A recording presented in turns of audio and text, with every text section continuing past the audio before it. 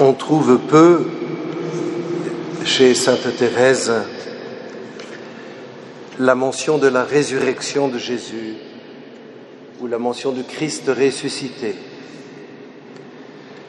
C'est sans doute parce que Thérèse ne cesse de dialoguer avec lui et que sa foi dans le Christ ressuscité transparaît sans cesse par sa manière de vivre avec Jésus au quotidien. L'échange que Thérèse entretient sans cesse avec le Seigneur Jésus est l'échange entre deux vivants. J'aurais presque envie de dire, Jésus est tellement ressuscité aux yeux de Thérèse que c'est vraiment son compagnon de route, même si, à bien des reprises, sa présence est silencieuse et même cachée aux yeux de Thérèse. C'est par la foi qu'elle vit avec lui, c'est par la foi que Jésus est devenu son trésor, et on pourrait même dire son unique trésor.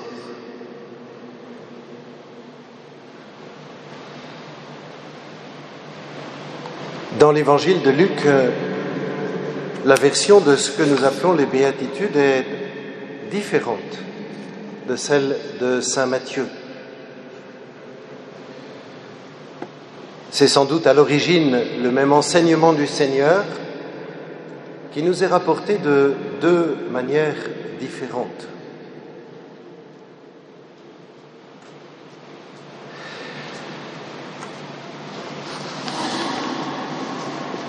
La traduction que nous avons entendue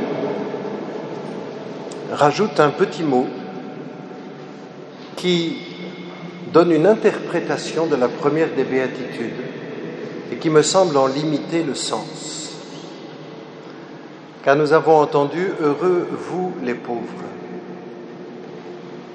Ça n'est pas ce que porte le texte grec d'origine, ni sa traduction latine qui est presque la traduction officielle dans l'Église latine.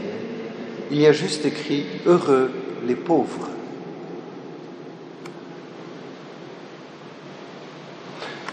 Heureux les pauvres, car le royaume de Dieu est à vous. C'est-à-dire, puisque Dieu vous a donné le royaume,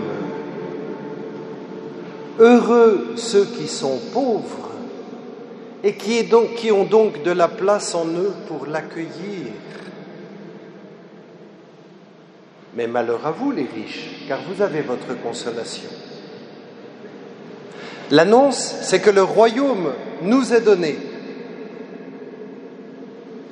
La question qui nous est posée, c'est est-ce qu'il y a dans ma vie de l'espace pour accueillir ce royaume?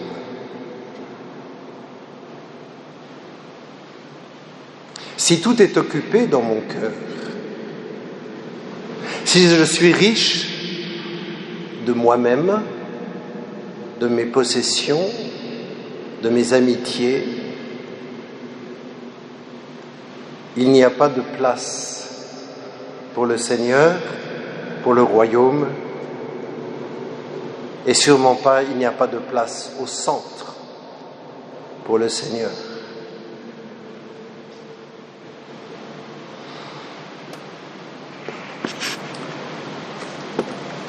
Sainte Thérèse, très tôt,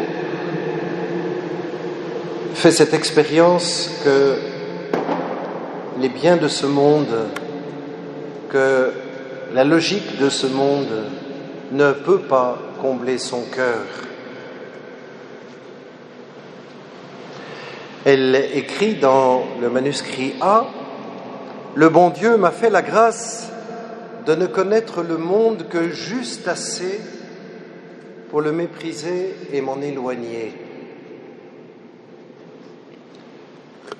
Elle va retourner à Alençon, où elle est née, où elle a vécu jusqu'à la mort de Zélie, quand elle avait 4 ans et demi, avant d'arriver à Lisieux. Elle retourne à Alençon pour une quinzaine de jours quand elle a une dizaine d'années. Elle dit « Je pourrais dire que ce fut pendant mon séjour à Alençon que je fis ma première entrée dans le monde. Tout était joie, bonheur autour de moi. J'étais fêté, choyé, admiré. En un mot, ma vie pendant 15 jours ne fut semée que de fleurs. J'avoue que cette vie avait des charmes pour moi. La sagesse a bien raison de dire que l'ensorcellement des bagatelles du monde séduit l'esprit, même éloigné du mal. À 10 ans, le cœur se laisse facilement éblouir. Aussi, je regarde comme une grande grâce de n'être pas resté à Alençon. Les amis que nous y avions étaient trop mondains. Ils savaient trop allier les joies de la terre avec le service du bon Dieu. Ils ne pensaient pas assez à la mort. Et cependant, la mort est venue visiter un grand nombre de personnes que j'ai connues, jeunes, riches et heureuses. J'aime à retourner par la pensée aux lieux enchanteurs où elles ont vécu, à me demander où elles sont, ce qui leur revient des châteaux et des parcs où je les ai vues jouir des commodités de la vie. Et je vois que tout est vanité et affliction d'esprit sous le soleil, que l'unique bien, c'est d'aimer Dieu de tout son cœur et d'être ici-bas pauvre d'esprit.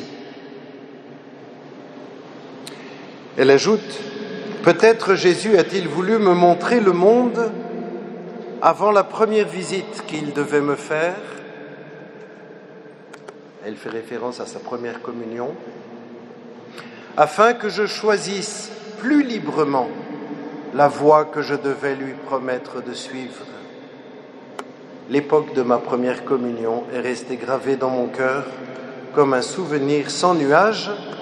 Il me semble que je ne pouvais pas être mieux disposé que je ne le fus, et puis mes peines d'âme me quittèrent pendant près d'1 an.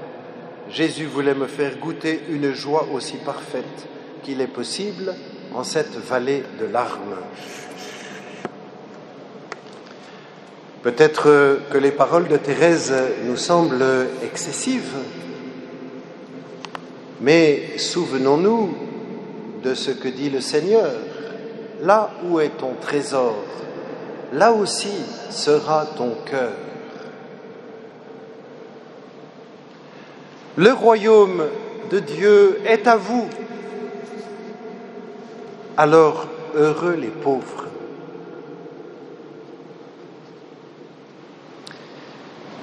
Il y a certes la question de la pauvreté matérielle.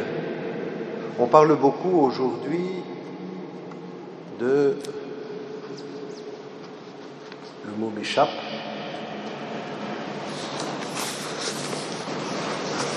c'est pas grave, de machin heureux, de la chose heureuse, sobriété heureuse, voilà, une heureuse sobriété. Et je pense qu'il y a quelque chose de juste là-dedans. La société de consommation dans laquelle nous sommes a rempli nos placards de choses obsolètes que nous n'utilisons plus. Et nous nous cassons la tête, nous nous creusons les méninges à chaque fois qu'il y a un anniversaire ou une fête pour savoir quelle chose inutile nous allons pouvoir offrir.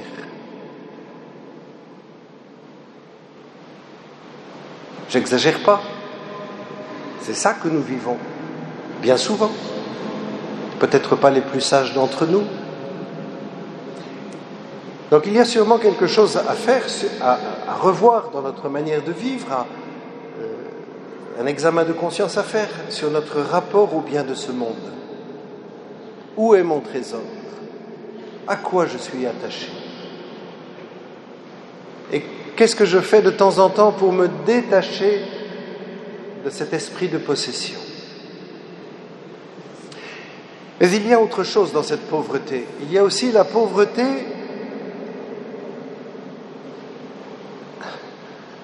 spirituelle. Dans Saint Matthieu, la béatitude, c'est heureux les pauvres en esprit. Thérèse vit très fortement cette pauvreté spirituelle, que je traduirais par cette conscience que par moi-même, je ne peux pas répondre à l'amour de Dieu, à la hauteur de Dieu. Je ne peux pas me sauver. Je ne peux pas faire ce que Dieu me demande sans le secours de Dieu. Je suis trop pauvre. Et j'ai besoin sans cesse d'être guéri, d'être soigné, d'être fortifié par l'amour miséricordieux de Dieu que je ne peux recevoir qu'ici et maintenant. Ma relation à Dieu n'est pas une relation qui peut se contenter de pointiller. Je suis allé à la messe dimanche, ça me suffit pour toute la semaine. Comme mon médecin m'a donné de prendre une ampoule de vitamine D tous les mois. J'en prends une, ça dure un mois. Est-ce que ça marche pareil avec le bon Dieu? J'ai été à la messe, ça dure une semaine. Non. La relation à Dieu est une relation de vivant à vivant, c'est une relation ici et maintenant. Et c'est donc constamment que j'ai besoin d'ouvrir ma pauvreté à la richesse de l'amour miséricordieux de Dieu. C'est cela que Thérèse nous enseigne. Et c'est pour cela qu'elle s'écrira dans la lettre qu'elle écrit à sa sœur Marie du Sacré-Cœur, en commentaire de ce qu'on appelle le manuscrit B, elle lui dit « Sœur chérie, comment pouvez-vous dire que mes désirs sont la marque de mon amour ? Ah, je sens bien que ce n'est pas cela du tout qui plaît au bon Dieu dans ma petite âme. Ce qui lui plaît, c'est de me voir aimer ma petitesse et ma pauvreté. C'est l'espérance aveugle que j'ai en sa miséricorde. Voilà mon seul trésor. Aimer ma petitesse et ma pauvreté. La réponse de la Vierge Marie à l'Annonciation, c'est de dire à Dieu qu'il me soit fait selon ta parole. Marie ne dit pas « Ne t'inquiète pas, j'ai compris ton plan, je vais m'en occuper. Fais en moi ce que tu dis. » C'est cette pauvreté de cœur, cette humilité qui nous rend capables d'accueillir sans cesse la grâce de Dieu. Et la tentation que nous avons, c'est de masquer cette pauvreté, cette petitesse, en nous laissant engloutir par la possession des biens de ce monde.